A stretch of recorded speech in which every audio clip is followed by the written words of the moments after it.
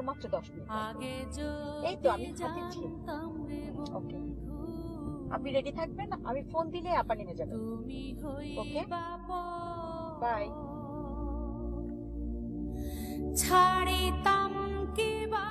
এই সামনে যে দাম ছাড়িতাম না ঘর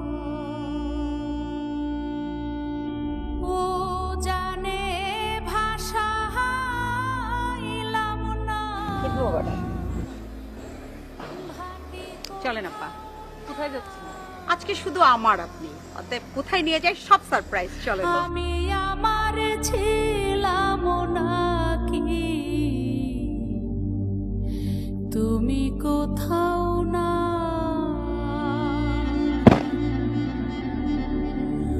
ও জানে ভাষা। প্রিয় দর্শক, ঈদ মোবারক। মমতা চাপা আছে আমাদের সাথে এটিএন বাংলার পর্দায়। চোখ রাখুন, আনন্দ হবে, গান হবে, গল্প হবে, আর অনেক কিছু।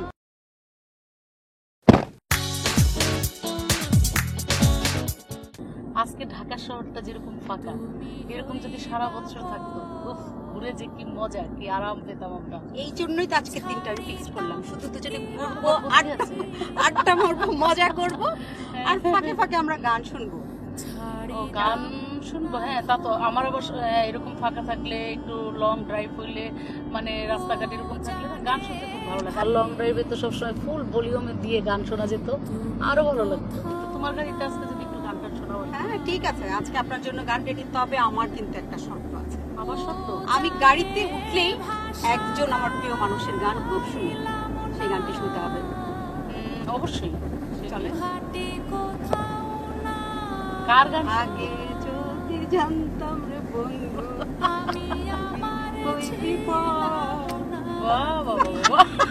তবে আপনার গানগুলো আমরা সবসময় চটুল ভঙ্গির গান দেখি, ফাইটা যায়, পাংখা পাংখা, কিন্তু এই গানটা একেবারে আলাদা, একেবারেই আলাদা। তাই এই গানটি সম্পর্কে আমার খুব জানতে ইচ্ছা করে। আসলে মন পোড়া ছবির গল্পটাও যেমন সুন্দর, অসাধারণ, এই গানটাও সেরকম। আর এই গানটা গাওয়ার পিছনে আমার একটা গল্প রয়েছে। আসলে এত নাইস একটা গান, ওটার পেছনের গল্পটাই আসলে আমি শুনতে চাচ্ছি। আমাদের খুব প্রিয় এবং সকলেরই খুব প্রিয় মিউজিক ডিরেক্টর, সুরকার, ভালো গাচ্ছে আমাদের অর্ণব আমাকে ফোন করে বললো যে আপা একটা গান করতে হবে। তা আমি স্টুডিওতে গেলাম, বললো খালি গলায় আপনি আপনার মতো করে গানটা করে যান। আচ্ছা আচ্ছা। তা আমি বুঝলাম না যে আরে কোনো মিউজিক নাই, কোনো কিছু নাই, কিভাবে খালি গলায়। তো যাই হোক, আমি তো গাইতে শুরু করলাম। আমি ও আমাকে দেখাই দেওয়ার পর আমি একবারই সুন্দর করে গিয়ে শেষ করলাম। চমৎকার এই গানটি। আমরা এই গানটি যখন শুনি না, কোথায় যেন হারিয়ে যাই, মনে হয় গানের পেছনে একটা বড় গল্প আছে। আসলে কি তাই? গল্পের সাথে গানটা যে এত সুন্দরভাবে এটাকে মানে মেলানো হয়েছে যে ওটা দেখলেই, গানটা শুনলেই মানে চোখ দিয়ে পানি চলে আসে। এমন একটা গল্প, অসাধারণ। মেয়েটা অপেক্ষা করছে তার ভালোবাসার মানুষের জন্য, যার হাত ধরে সে তার সারা জীবন কাটিয়ে দিতে চায়। তার বাবাকে, তার যা ছিল, তার পুঁজি সবকিছু গাঁঠি বেঁধে, হ্যাঁ, সে একটা মশাল জ্বালিয়ে দাঁড়িয়ে থাকে। আর ছেলেটাও নদীর মধ্যে সেই অন্ধকারে ঝাঁপ দেয়, মানে সাঁতরে এসে তার ভালোবাসার মানুষের কাছে আসবে। এই যে একটা অপেক্ষা, এরপরে যখন তাদের আসলে মিল হয় না, আশা হয় না, সেই সময় আগে যদি জানতাম রে বন্ধু তুমি হইবা পর, এই যে গানের অসাধারণ লাগে। এই মুহূর্তে কফি হলে কেমন হয় আপা? এই মুহূর্তে তুমি কফির কথা বলে আমাকে আরো মানে মনে হচ্ছে যে মনের কথাটা তুমি বলে ফেলছো। আসলে তোমার হাতেই আজকে আমার সারাদিনটা শুকে দেওয়া উচিত, কারণ কি তুমি সব বুঝে যাচ্ছ। তার মানে মমতা জাপার মনের কথা আমি বুঝতে পারি। তাহলে চলি একটু সামনে যাই, দেখি কোথাও একটা রেস্টুরেন্ট পাওয়া যায় কিনা, তারপর আমরা কফিতে বসে যাব। হ্যাঁ অবশ্যই।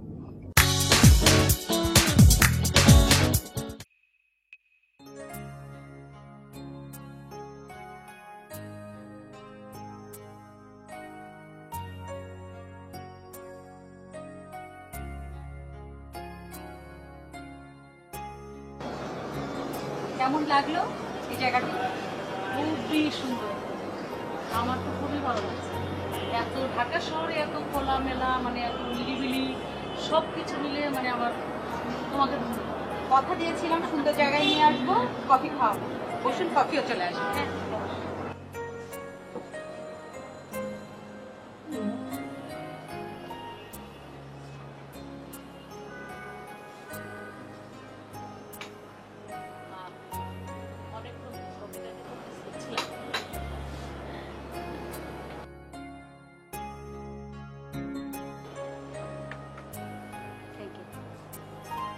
এদের কফিটা দারুণ। হ্যাঁ, তাই তো বোঝা যাচ্ছে।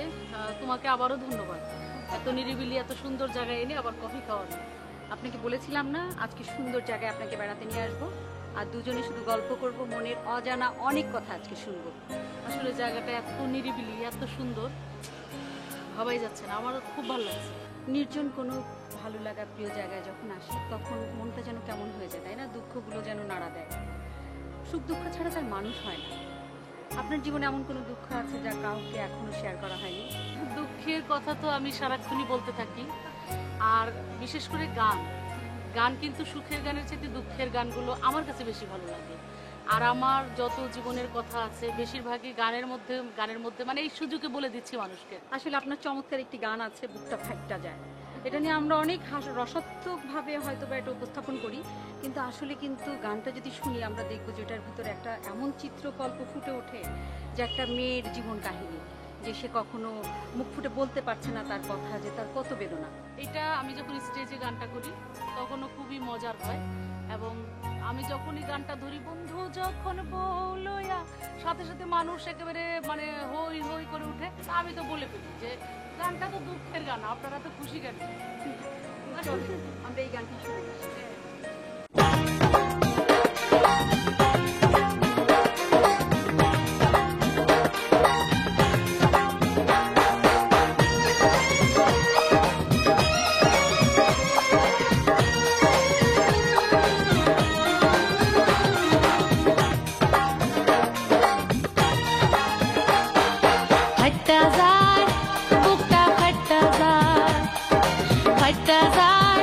বুকটা ফাটা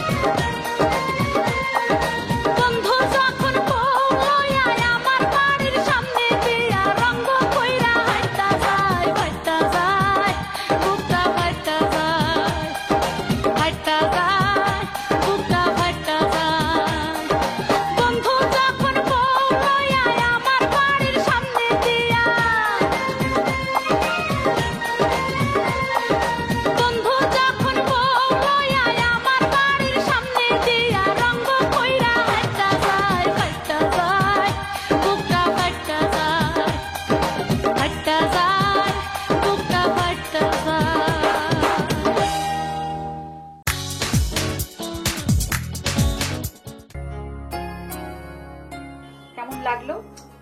সারপ্রাইজ। সারাদিন সারপ্রাইজ দিয়েই চলছো আমাকে, এই কফি এই জুস, আমি সারাদিন খেয়েই যাচ্ছি। আমি জানি আপনি খুবই ব্যস্ত থাকেন, কিন্তু হাজার ব্যস্ততার মাঝেও কিছুটা সময় কিন্তু আসলে নিজেদেরকে দেওয়া উচিত। আমার মনে হলো মোক্ষম একটা টাইম পেয়ে গেছি আমি দুজন এটিএন বাংলার সাথে আজকে সারাদিন থাকবো, আড্ডা মারবো, গল্প করব, গান হবে, সবকিছু। আসলে কি এই জায়গাটা দেখে আমার খুবই ভালো লাগছে, এত সুন্দর, মানে নিরিবিলি। নিজে তো অনেক ব্যস্ত থাকি, সত্যি কথা, সবকিছু মিলে। আমরা জানি যে রাধেশ চুলো বাঁধে, আপনি সঙ্গীত শিল্পী, সেই সাথে একাধারে সংসদ সদস্য। ছেলে মেয়ে সংসারের জন্য কেমন সময় দিতে পারেন? সত্যি কথা বলতে আমি তো রান্না বান্না করতে জানি না, কারণ মার এক মেয়ে হলেও সে কখনো তার হেল্প নেয়নি। সারাক্ষণ বলতো যে তুমি আমাকে হেল্প করতে হবে না, তুমি তোমারটা করো, তুমি গান বাজনা পছন্দ করো, তুমি তোমার বাবার সাথে সময় দাও, গান করো, তুমি গান শিখো, তোমার রান্না বান্নার কাজে আসতে হবে না। চমৎকার আপনার এই কথাটির জন্য যে আপনি অবলীলায় বলে দিলেন যে আপনি রান্না করতে পারেন না। অনেকে তো এই সত্যি কথাটা বলতো না, বলতো আমি রান্না করতে খুব পছন্দ করি, আমি নিজে পরিবেশন করে খাওয়াতে পছন্দ করি। এই জন্যই আপনি মমতা চাপা, এই জন্য আপনি একেবারে শিখর থেকে অনেক শিখরে উঠে যাচ্ছেন। আর আরেকটা বিষয় বলবো তোমাকে, আমার তো অনেক কথা চলে আসতেছে। বলেন, আজকে সব ওপেন, কোনো বাধা ধরা নিয়ম নেই। বিশেষ করে আমার কিন্তু বালিশ দেখে আরেকটা গান মনে পড়ে গেছে, কিন্তু দুঃখের কোনো গান গাওয়া কিন্তু চলবে না। অবশ্যই না, আজকে এই খুশির দিনে আমি তো কোনো দুঃখের গান গাবো না, আমার নিজেরও খুব ভালো লাগছে, সেজন্য বালিশের গানটা খুবই রোমান্টিক, আমি একটি বালিশের গান করব এই মুহূর্তে। তাহলে চলেন আজকে বালিশের গানটাই শুনে আসি। গানটার মিউজিক এবং সুর সঙ্গীতে আমাদের শিল্পী এসআই টুটুল, নেত্রকোনা গানটি। তো গানটি শোনাই, গানটি খুবই ভালো লাগবে আমার মনে হয় দর্শক মন্ডলী। আমি চলে যাচ্ছি। প্রিয় দর্শক, আমরা ওই গানটি দেখে আসি।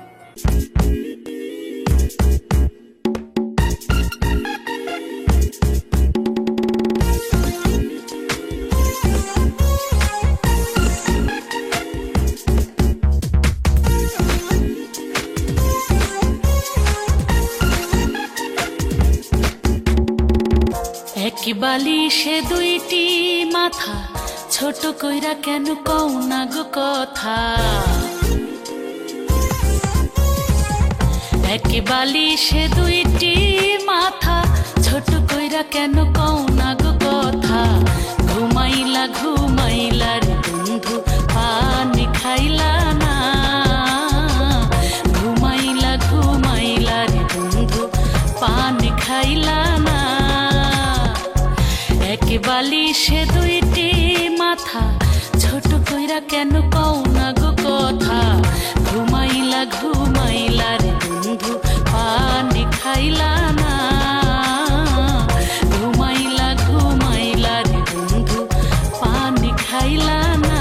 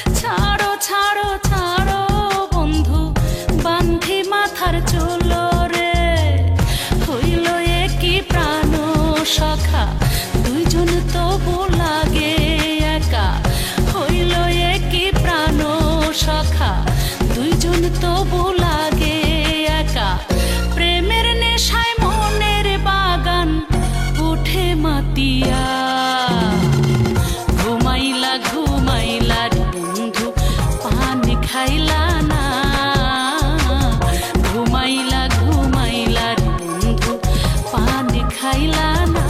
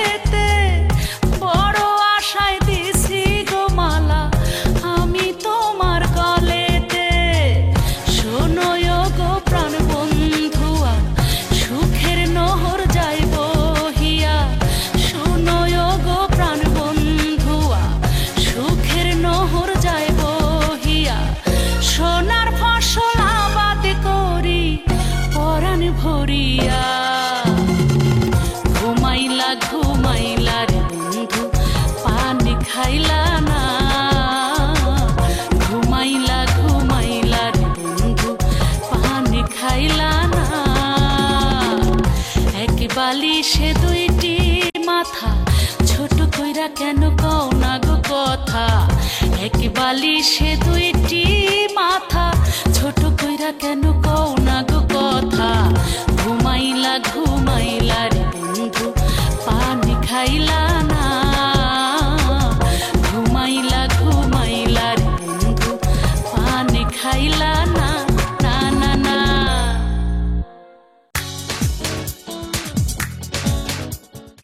মানুষের মন কিন্তু বয়স মানে এই দেখেন আমরা যাকে ঘুরতে বেরিয়েছি আমরা যেন সব কিছু ভুলে গেছি। তুমি আজকে যা করলা একটা সারাটা দিন আমাকে যেভাবে পাংখার মতো ঘুরাইলা বহুদিন পরে মনে হয় পাংখা হয়ে ঘুরলাম। আবার সেই পাংখার গানে চলে আসেন কিন্তু অবশ্যই চলো আমরা পাংখার গান শুনে আসি। পাংখার গানটাই শুনে আসি।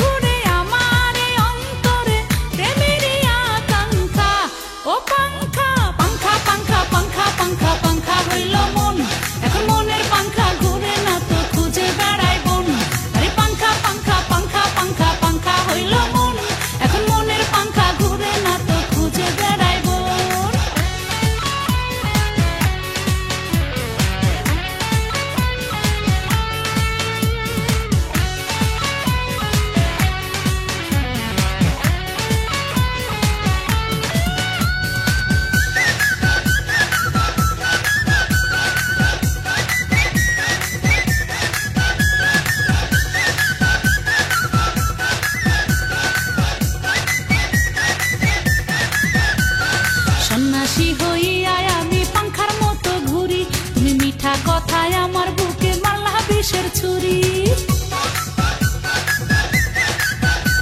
আরে সন্ন্যাসী হইয়া আমি পাংখার মতো ঘুরি তুমি মিঠা কথায় আমার বুকে মারলা বিষের ছুরি মনেতে ঘুরে ঘুরে আমার এই অন্তরে প্রেমেরই আকাঙ্ক্ষা ও পাংখা পাংখা পাংখা পাংখা পাংখা পাংখা হইল মন এখন মনের পাংখা ঘুরে না তো খুঁজে বেড়াই বন আরে পাংখা পাংখা পাংখা পাংখা পাংখা হইল মন এখন মন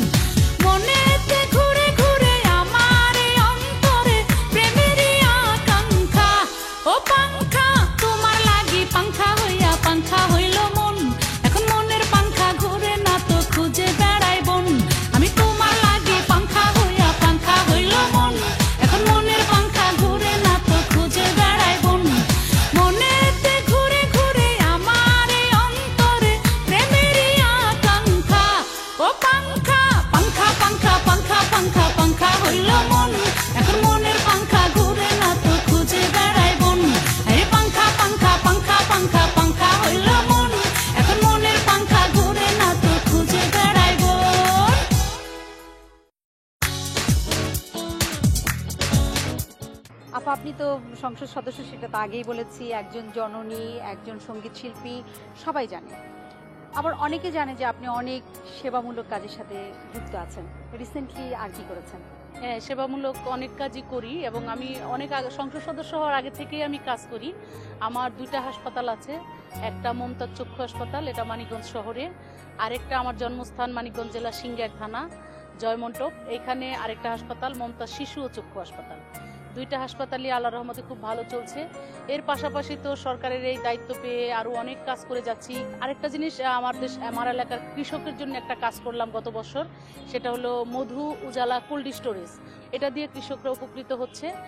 আরো অনেকগুলো কাজ হাতে নিয়েছি ইনশাল্লাহ। সামনে একটা বাউলদের জন্য বা মিউজিয়াম টাইপের বা সংগ্রহশালা, এবং এখানে যেন বাউলরা গান শিখতে পারে, ফোক গান শেখানো হয়, সেরকম একটা সংগ্রহশালা মিউজিয়াম করছি, এটার কাজও চলছে। এতক্ষণ তো আপনার পুরানো গানগুলো আমরা শুনলাম, নতুন গান কি করেছেন কিছু? হ্যাঁ, নতুন গান এবং মেন্টালি ভারী মিউজিক দিয়ে একটা গান, কয়েকটা গানই আছে, তারপরে একটা গান শ্যামকালা, একটা গান আজকে দর্শকদের জন্য নতুন ভাবে। চলুন দর্শক, তাহলে আমরা নতুন গানটি শুনি।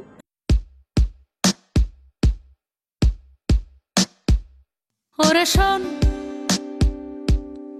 ভাল লাগে না তোকে তোর মুখটা বেজার যখন। ওরে শোন, কি কারণে করিস এমন তুই যখন তখন। ওরে শোন, ভাল লাগে না তোকে তোর মুখটা বেজার যখন। ওরে শোন, কি কারণে করিস এমন তুই যখন তখন। তোর হাসি মুখ যখন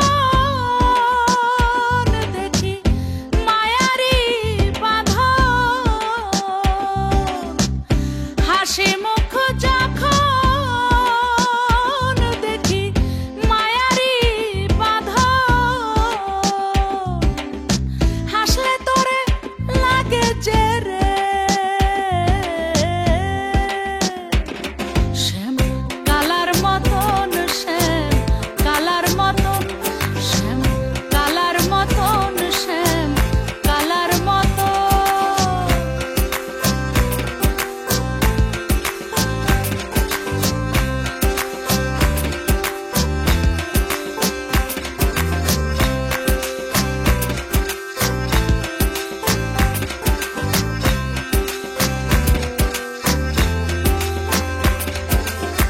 কিছু কিছু থাকে রে মুখ সদা হাস্যময়, কিছু মুখ থাকে আবার ভরা কালয়। কিছু কিছু থাকে রে মুখ সদা হাস্যময়, কিছু মুখ থাকে আবার ভরা কালয়। তোর কালো মুখ যখন লাগে অচেনার মতো, কালো মুখ যখন লাগে অচেনার মতো, হাসলে তোরে লাগে যে রে শ্যাম কালার মতন, শ্যাম কালার মতন, শ্যাম কালার মতন, শ্যাম কালার মতন।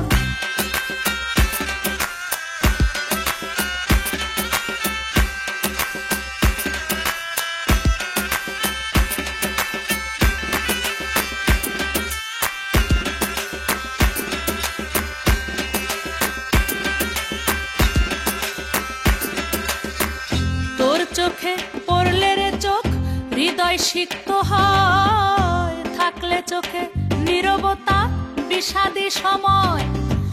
তোর চোখে পড়লে রে চোখ হৃদয় সিক্ত হয়, থাকলে চোখে নীরবতা বিষাদী সময়। তোর চোখ হাসে যখন দেখি সুখেরই স্বপন, তোর চোখ হাসে যখন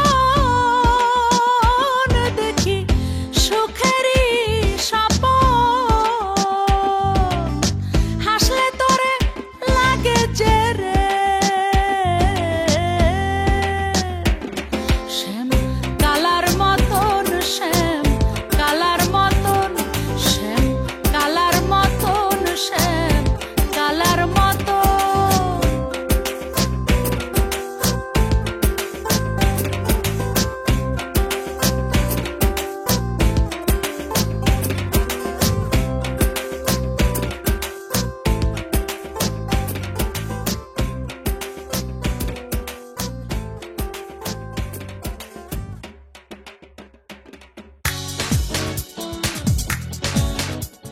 আপনি কোন তাগিদ থেকে হসপিটালটি তৈরি করেছিলেন? হাসপাতালটা করার পিছনে যে তাগাদাটা রয়েছে সেটা হলো আমি আমার বাবার চোখ নষ্ট হয়ে গেছিল, পক্স উঠে। তখন থেকেই আমি আর একটা কাজ করতো যে আমি তখন ছোট ছিলাম, যে আমার বাবার মতো অনেকেই আছে যে যারা চোখে দেখে না, তাদের চোখের আলো যদি আমি জীবনে দিতে পারতাম তাহলে আমার মনে হয় অনেক ভালো লাগতো। সেই ভালো লাগা থেকেই আল্লাহ যখন আমাকে সামর্থ্য দিয়েছে, তখনই আমি আমার প্রথম গানের পয়সা দিয়ে একটা হাসপাতাল করেছিলাম মানুষের জন্য। খুব ভালো লাগলো আপনি এই সময় এসে আপনার মা বাবার জন্য কিছু করতে পেরেছেন। আসলে একটি সন্তানের সার্থকতা তো তখনই যখন মা বাবার জন্য কিছু করতে পারে। আপনার সাথে এই 1 ঘন্টা আড্ডা, এতে তো মন ভরলো না। আমার তো নাই, আমার দর্শকদের না। না, আসলেও তাই। আর একদিন কেন, তুমি বারবার ডাকবা, বারবার যখন ডাকবা তখনই আমি চলে আসব। যদি আমি কাকুলির ডাক শুনি আর সাথে যদি এটিএন বাংলা, তা আমি তো এই লোভ সামলাইতে পারবো না, কারণ যে হারে তুমি আমাকে আজকে খাইয়েছো, এই খাওয়ার লোভই তো আমি সামলাইতে পারবো না। যখন ডাকবা ইনশাল্লাহ আমি তখনই হাজির থাকবো এটিএন বাংলায় তোমার সাথে। তাহলে আমাদের এই আড্ডাটির নাম আমরা দিতে পারি অসমাপ্ত আড্ডা। প্রিয় দর্শক, আবার দেখা হবে আবার অন্য কোনো সময়।